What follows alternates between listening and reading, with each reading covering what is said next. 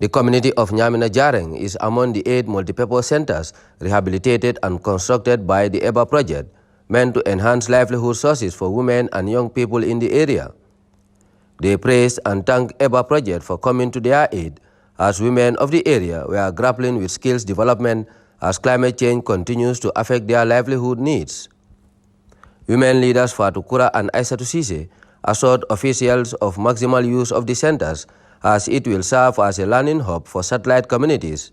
Chief Omar Toure and Senimbai, Deputy Governor of the region, appealed to the Community and Center Management Committee to take up ownership, as millions of dollars were spent on the project. The Chief Technical Advisor of the project, now Advisor to the Minister Bubu Pate Jallow, and Deputy Permanent Secretary Abubakar Zedi Jallow, reminded the gathering about the impact of climate change, which is among the reasons the EBA project was formulated. They called on beneficiaries to adhere to the sustainability measures of the facilities. This is a 4-hectare garden in Batinjol, where the project provided fencing, water facilities, and workshop, among others. Vegetable production has increased, improving household incomes, says the women of Batinjol. The alkali and women leader, Dado Toure, highlighted the significance of the new development in the garden, especially the fencing which now secured their produce.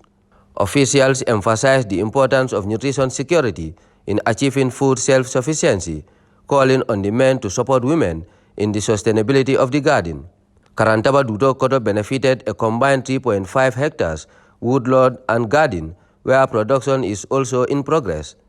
Displaying their produce assured officials the commitment and assurance manifested by women of the community. The Deputy Director General of the Department of Agriculture, Mustafa Drame, thanked the women for their steadfastness to improve their living standards while advising them to adopt best agronomic practices. Similar presentations were held in Wasu, who also got a new multipurpose center serving the area.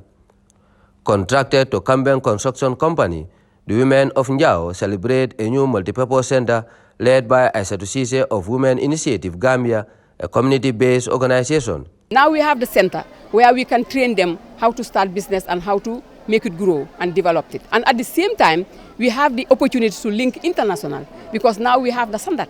We have all what we need to be able to empower women and youth. So now what is left is for us to put our heads together, which we have already did, to be able to make sure that we accomplish what we have started. Speakers took turns to express delight over the life-changing development, calling on women to be more united for more development. The project contracted extension services for more training for all the centers for the coming months. We are contracting extension service providers. The other part is the hardware, and that is primarily for the facility, especially the food processing center that is built. Currently, it does not have any cooking facilities or handling of stuff. All it has is sinks, water system, and storage facility.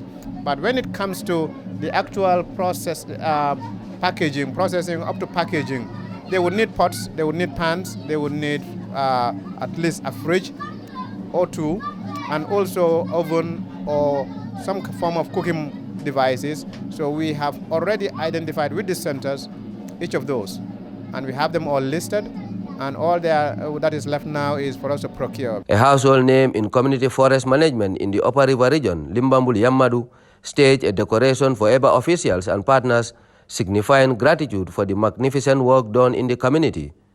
The project established a combined 10-hectare woodlot and garden, which is handed to the community. Mankaman Fati and Fai Kamara assured their commitment to community development, highlighting the benefits received since the partnership with EBA project.